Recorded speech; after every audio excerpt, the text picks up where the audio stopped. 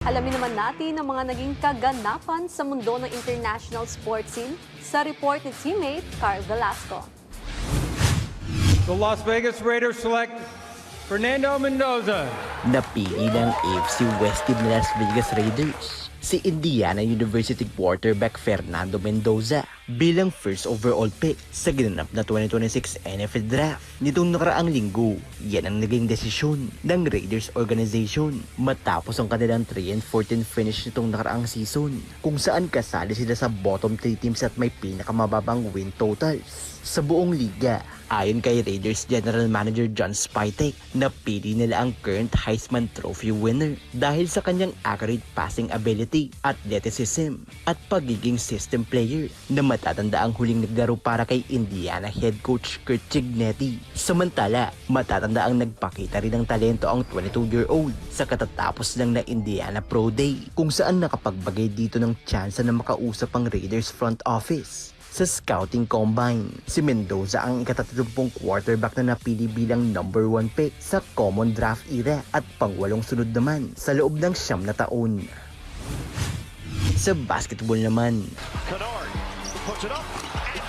patuloy pa rin ang bakbakan ng mga koponan sa 2026 NBA playoffs. Ngayong araw, hindi pa rin nababahira ng record ng West 4th seed na Los Angeles Lakers matapos itong patumbay ng Houston Rockets 112-108 sa sarili nitong home court sa Houston, Texas. Namayagbag si LA superstar forward LeBron James ng manaigang playoff experience nito at magpakawala ng isang go-ahead 3-pointer para dali ng laro sa overtime. Bit-bit ni King James ang double-double 29 points and 13 rebounds na sinamahan din ito ng 6 assists, 3 steals at 1 block. Double-double rin ang iniwan ni Lakers energy guy Marcus Smart. Hawak ang 21 points and 10 dimes kasama ang 5 steals. Sinubukan namang buhatin ni Houston big man Alperen Sengun ng koponan. Dala-dala ang 33 markers, 16 rebounds, 6 assists at 3 steals. Ngunit hindi ito naging sapat para makabawi ang Clutch City na ngayon nasa bingit ng elimination. Sunod na magtatagbo ang dalawa ngayong araw para sa Game 4 ng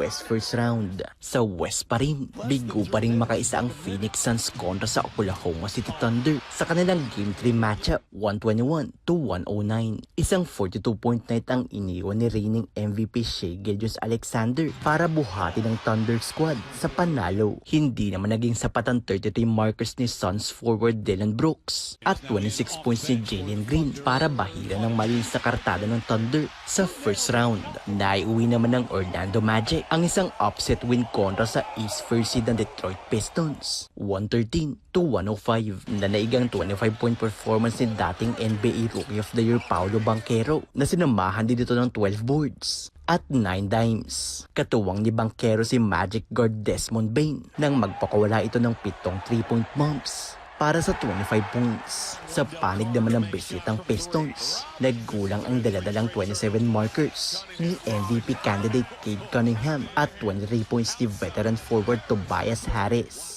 Dahil dito, may chance ang makuha ng Magic ang 3-1 lead ng serye kung saan sunod itong magtatapat bukas, alas 8 ng umaga, oras sa Pilipinas.